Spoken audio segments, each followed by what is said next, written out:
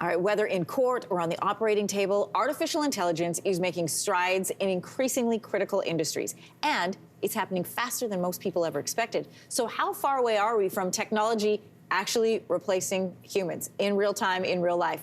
To join us, or to find out, we're going to be joined by Nicholas Babington. Good to have you here. Good morning. We've got some developments on this story, even since yesterday when we were putting this together. Next month, a robot was supposed to represent somebody in a U.S. court for the first time. It was going to defend somebody. That has now been postponed, we've learned, after prosecutors threatened the man behind the company that created the chatbot with prison time. But how is this supposed to work? Yeah, so it's supposed to be an application that taps into all of the laws and regulations and all the case law that's gone ahead, and to advise the person through an earpiece in the courtroom how to respond to certain questions. It's a really smart piece of technology. It seems to me that if they've shut this down, it's protectionism.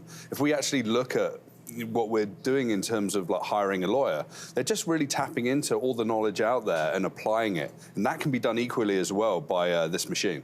So it's basically taking the work of many, many paralegals and making it happen instantaneously. Yeah. So this builds on something else that was done, which is a major medical journal has said they will now no longer publish articles that list the chat technology as part of being one of the authors of the study, which feels to me like science blocking science. Not necessarily. If you think about this, new scientific discovery and discussion is about having new creative ideas and collaborating across a number of different people to end up at a point that's net new. Sure, you can have a reference point, but it's not really an extra research assistant, as it were. So I don't see that as a terrible thing. I actually think that we need to put this in its place. It's just providing information from a reference point that's slightly older information than 2022, 2023, and just providing it to us as an idea of what's already been said. Okay, when you see things like what was supposed to happen in the courtroom being canceled because the creator has been threatened with prison time, what do you think of that?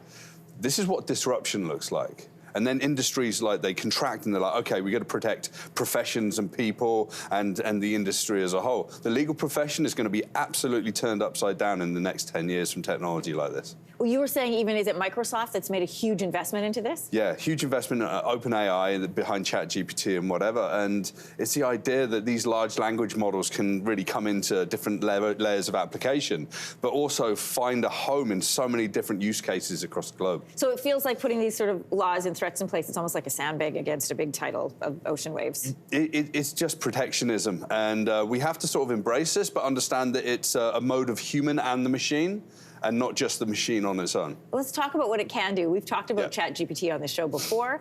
Now it can, shown it can pass the US bar exam, medical licensing exams, it can obtain an MBA, as we know.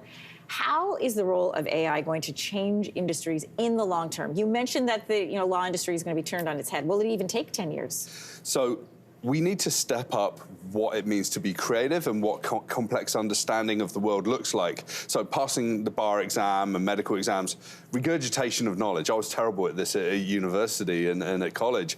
So these kinds of things make sense to me, but I'm very good at the creative side of things and thinking differently, the divergent thinking.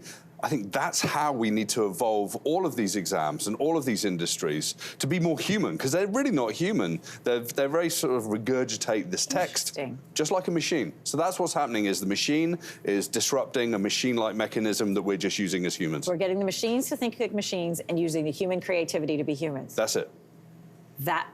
Yeah. Okay. I'm going to think on that for a bit, as I always do. Nicholas, great to have you here. Thanks very much. All right.